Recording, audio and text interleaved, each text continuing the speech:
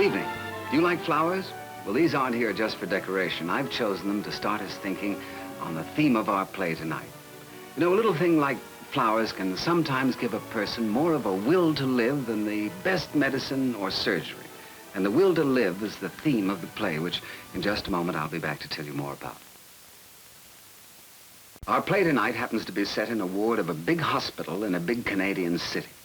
It's a wonderfully warm, human drama which deals with the will to live and how it affects the nurses as well as the patients.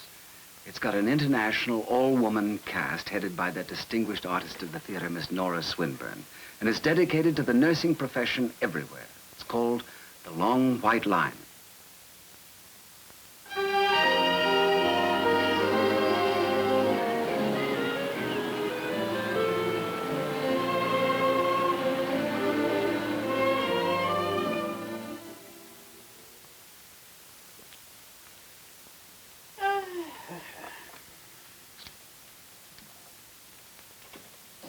I wonder if they make these afternoons longer on purpose.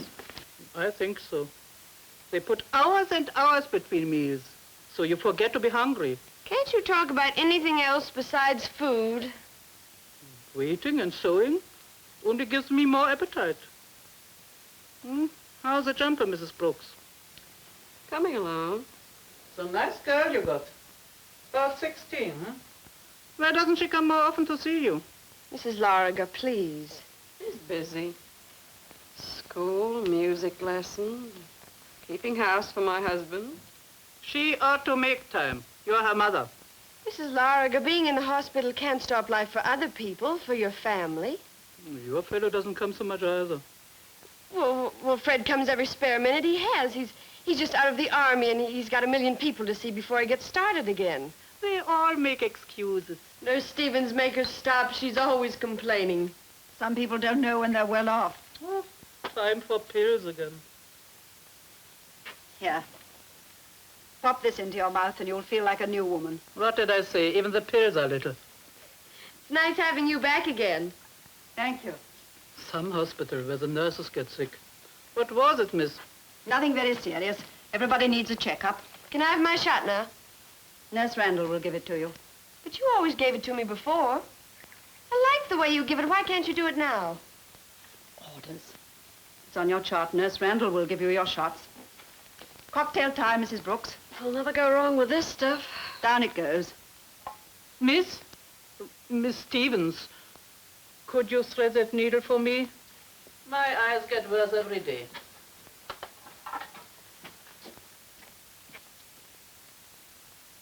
Why is Miss Randall giving all the shots now?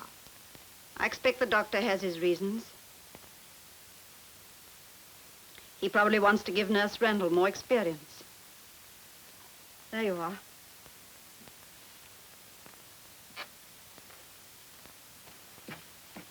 Come along.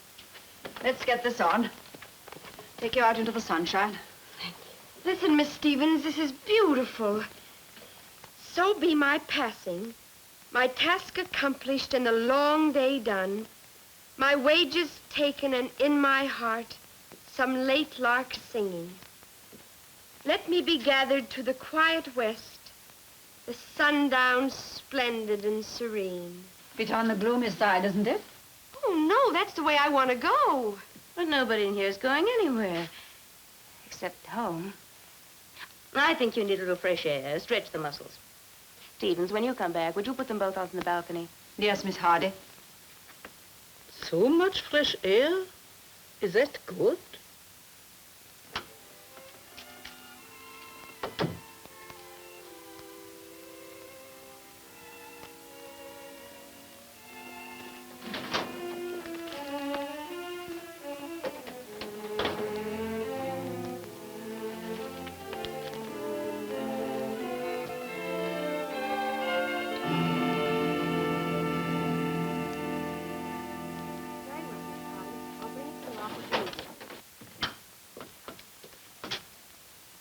Grace. What are you doing in the doctor's office? I thought I might catch him in. But you know he isn't on duty till 5 o'clock. Mary, Why is Randall doing all the hypos for my patients? With that new intern, probably wants her to get experience. Sure it isn't because of me? You? Oh, what nonsense. You ought to be glad to have some help these days. The new intern wouldn't have reasons to believe that my coordinations are failing, would he? Why, Gracie, he hasn't even seen you yet. No, but he may have seen the report of my case. Oh, with these neurological diagnoses aren't always conclusive. Even doctors can make mistakes. Why, I had a case once. A woman just your age. They gave her only a few months to live. And that was 2 years ago. And now she's still living, and she's happy, and she's working. I know what's happening to me. Dizzy spells. I'm put to bed for observation. Specialists check on me. Then I'm back on duty. Restricted duty. If it hadn't been for the hypos, I wouldn't have guessed. How long did they think it would take me to find out? Oh, Grace, I can relieve you from duty if you prefer it.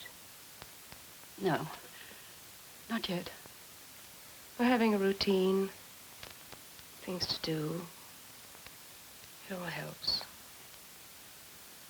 Thanks for trying to make things easier. Oh, I'm sorry. May I leave this file with you, Miss Hardy? All right, Randall.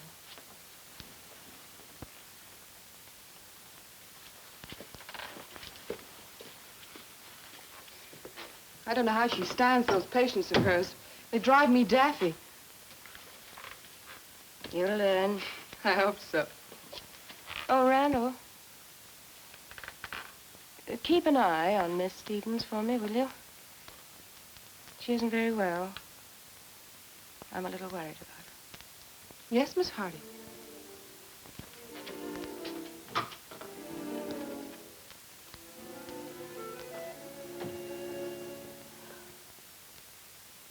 That is the end of Act 1. After a brief message from our sponsor, we'll be back with Act 2 of our play.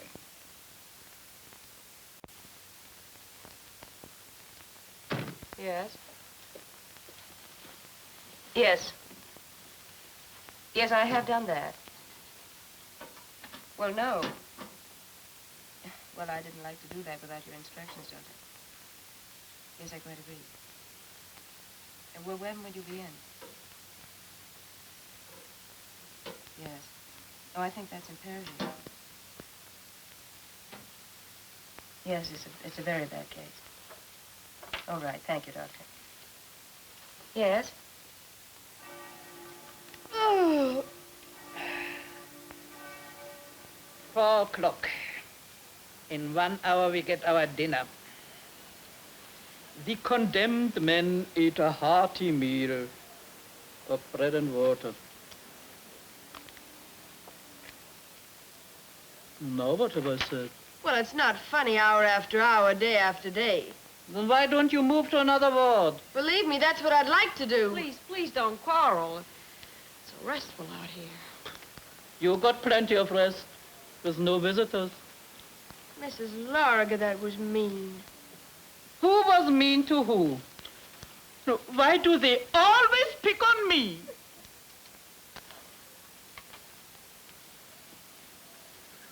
What is it, Mrs. Brooks?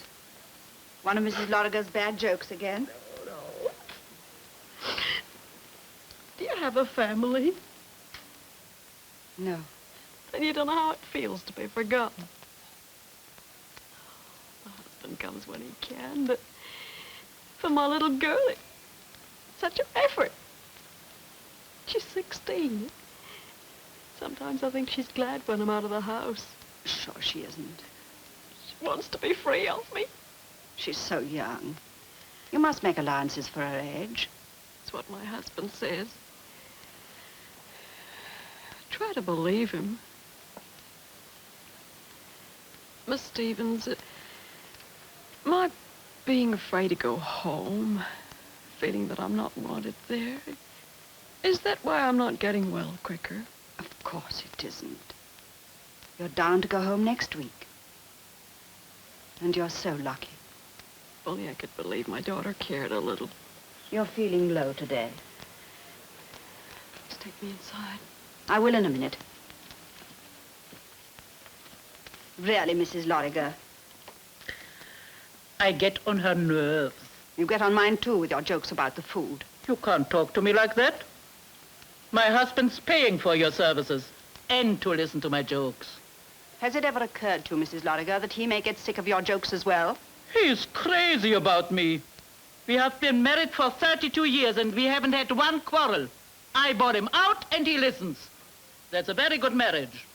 That's not logical. We are not logical. We are married. Well, stop worrying everybody. Eat if you must, but don't talk about it. I'll report you to the supervisor.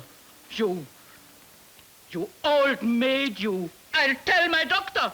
Go ahead. These old maids, no offense meant. What do you got against old maids? That they are old and that they are maids. Aren't they selfish, those three? What can anybody do about it? Ease their pain a little. Maybe time will do the rest. Mrs. Brooks is bad enough. Was whining about her daughter. Mrs. Loriger just living for the next meal. That young blonde girl drives me nuts. So hopelessly in love. She needs love. We all do. Why doesn't she do something about it? Have a showdown with him or something. She's still sick. The sick people aren't as reasonable as you and I. We're just machines to them. Machines they'll only need for a short time. You can quit any day. Oh, what's the future in it? What future was there in it for me when I was your age? I wanted to get married. But I carried on because nobody asked me, and it gave me satisfaction to look after sick people. It's as simple as that. I suppose so. I can quit any time. Oh, no. You've got the habit. Have I? I'm not made of iron, you know. And when you start complaining, I get fed up, too. You talk about your future. I've 25 years behind me. The future. I'm sorry. I didn't mean to upset you. Oh, that's all right. Now, in C, there's only Mrs. Gilling to worry about. It's very little change. She's still comatose. Right, shall we check the narcotics locker and get it over? Surely.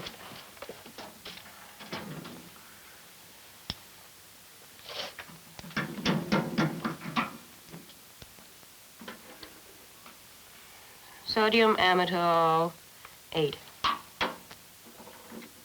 Morphine, 8.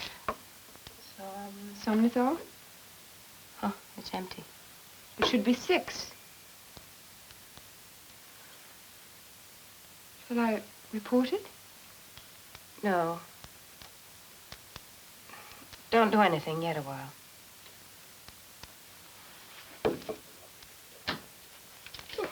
Excuse me. Got a date for tonight? No, I just broke one. I'm all in, me for bed. First 50 years are the hardest.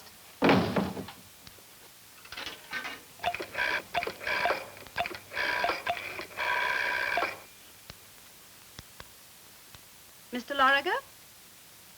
This is Miss Stevens, your wife's nurse. No, nothing's happened. Am I calling you? Well, yes, it is serious in a way. She needs visitors. You particularly. You can't be that busy. Not to see her for 3 days, not even to call her. It's cruel. She's a sick woman. Yes, that's exactly what I said and meant. You're being cruel. Mr. Loriger, I don't care whether you like my attitude or not. My concern is with your wife's morale in the hospital. And if you haven't the decency to come and see her, at least phone her up and ask her how she is. And don't tell her I suggested it. Good night, Mr. Loriger. Well, what do you know? Mrs. Brooks' daughter came, and Molly's boyfriend. Miracles sometimes need a little encouragement. What's that?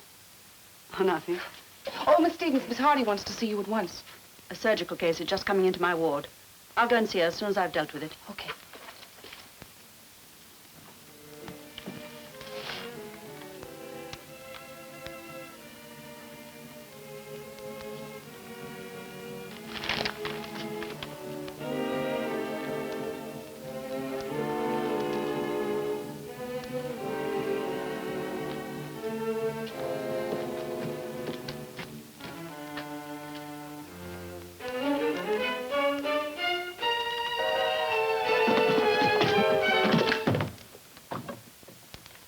What's all this?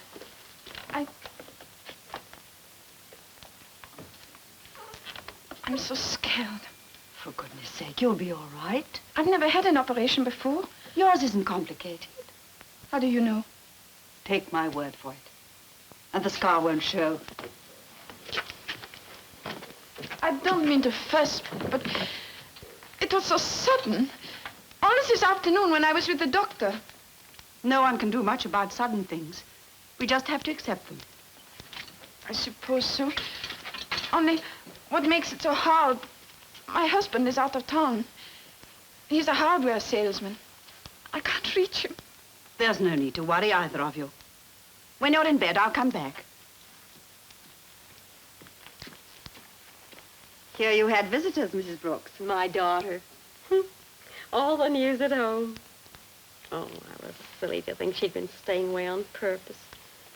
Poor kid.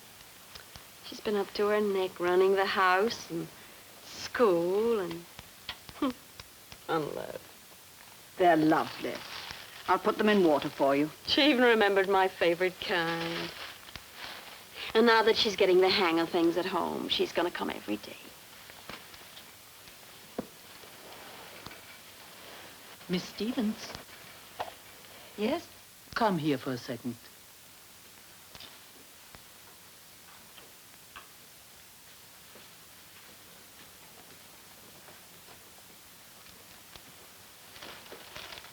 All right, dear. Thanks a million for calling. What's come over me, acting so nice? No, nothing. I'm feeling all right. Good night, dear. He thinks I had a relapse because I didn't bawl him out. Your husband? Mm-hmm. He rings me all the time when he can't come over. Miss Stevens, the thing I said before, I'm sorry about it. We both talked out of turn. No. What you said, it made me think a little. Maybe I do talk a little too much about food. Maybe that's why we are not getting along, my husband and I. People don't realize how much their habits get on other people's nerves. That's right. Some of their habits get on mine. And I had to come to hospital to find out what's wrong with me, besides my insides. Well, we won't charge you extra for that. Anyway, I'm sorry, Miss Stevens. I really am. Forget it.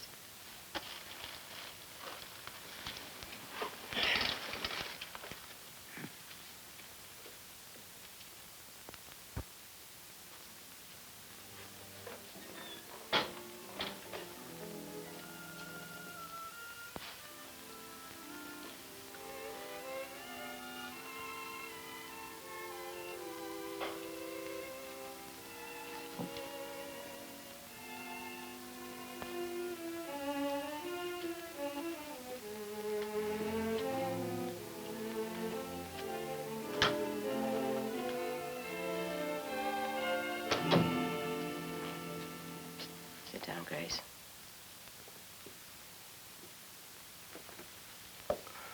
We've known each other a good many years. And I've always counted you as one of my closest friends. That gives me the right to ask you a certain question. Yes, of course. There are some tablets missing from the Somnothol bottle. Did you take them?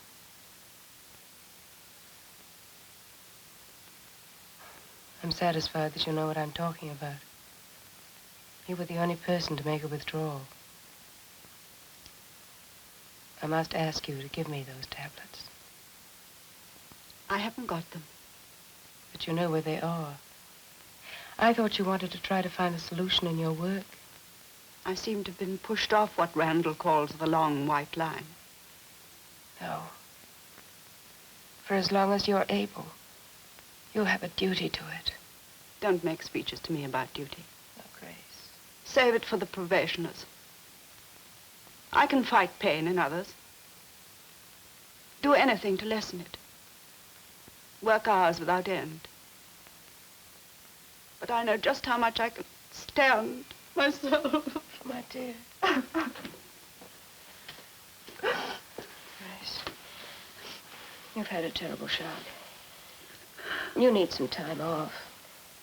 I'll fix it for you.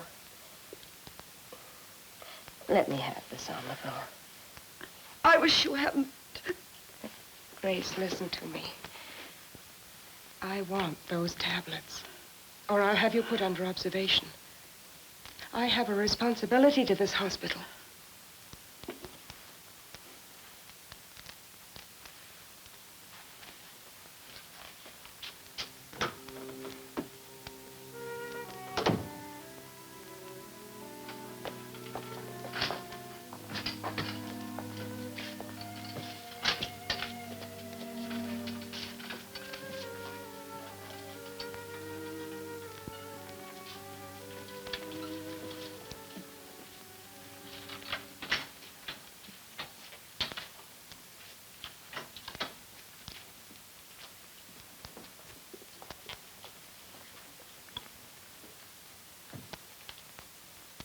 Miss? Yes, Mrs. Andrews? The other nurse took my clothes. Yes, she hung them up. I want them back. I'm going home. But you've come in here to have an operation. No, I'm too frightened. Well, there's nothing to worry about. Have you ever had this operation? No, but it isn't dangerous. All operations are dangerous. No, you're quite mistaken. Take this, please. What is it? You won't feel so nervous.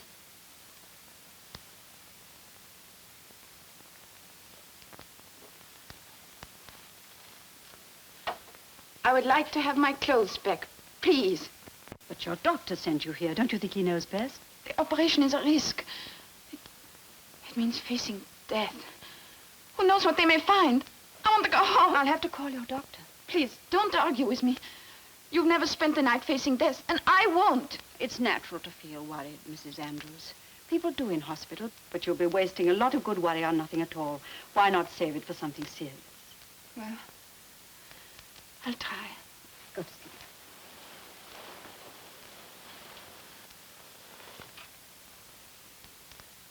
Miss Stevens. Did you phone Fred to come and see me? What a ridiculous idea. As though I hadn't enough to worry about. Well, something must have given him the idea. Well, isn't love a good enough reason? Maybe. You remind me of my mother, always fussing over people. I'll always remember you, Miss Stevens. I doubt that. No, I'm positive. Watching you day after day. It's my job. I hope I do my job in life as well. I'm sure you will. Enough of that. I'll miss you when I leave. Thanks. See you in the morning.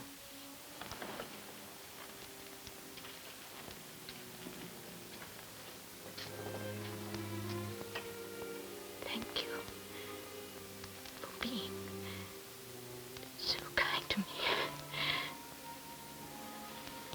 Try and sleep.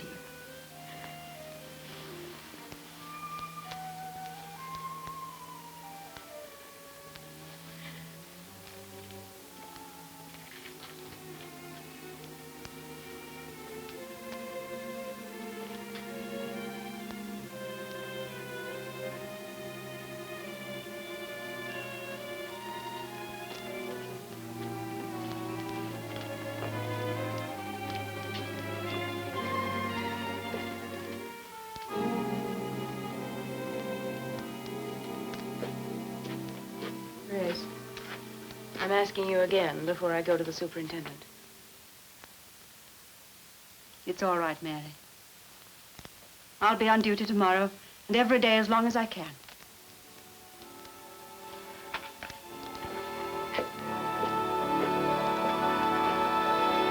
I hope you like that. I hope also that I'll see you again next week when I intend to have another distinguished play for your enjoyment. Good night.